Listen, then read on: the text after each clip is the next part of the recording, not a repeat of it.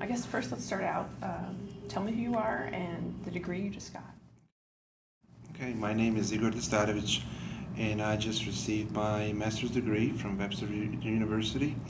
and I actually majored in human resources management and human resources development. When you provide leadership, when you provide guidance, one of the first things that you have to do is to gain confidence and trust of the people that you're leading. If you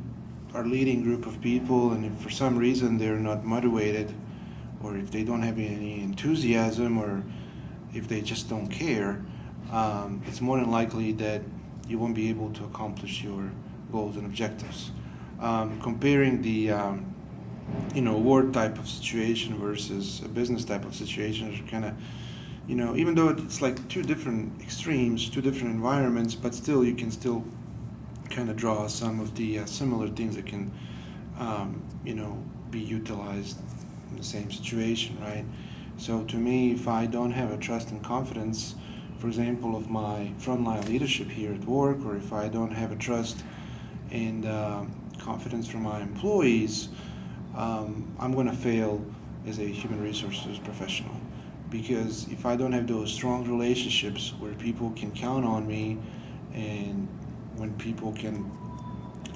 say, hey, I know Igor knows the answer, and I know I can always go to him, and I know he can help me out, and I know he's going to tell me to do the right thing as a supervisor, manager, whatever is the best for the company, that makes me feel good.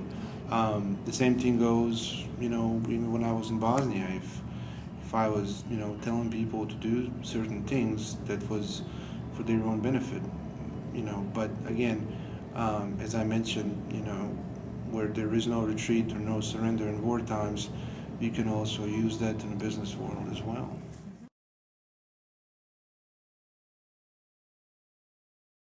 It kind of makes you think from different angles, because once you come from a certain continent, certain country, or certain background, a certain culture where people do things one way, and then you go, 10,000 miles towards west, some other place where people do it a little bit differently, it actually has a positive impact, because that kind of expands your innovation, and that kind of gives you ideas on how to do things a different way.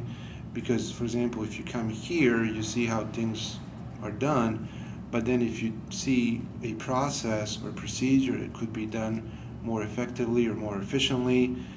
then maybe you can make a suggestion and say, hey, I know you guys are doing these things a certain way, but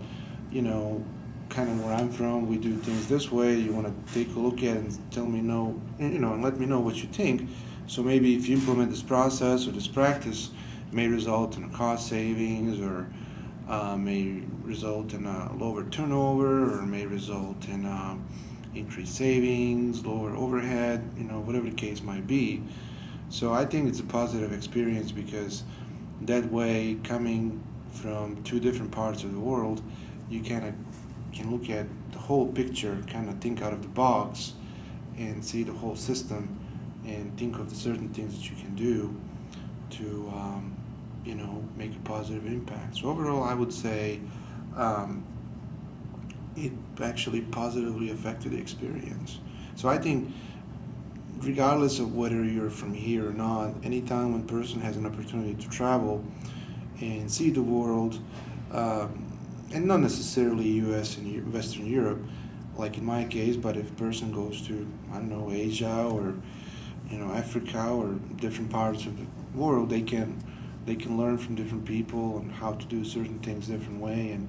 that may ultimately help out at the end.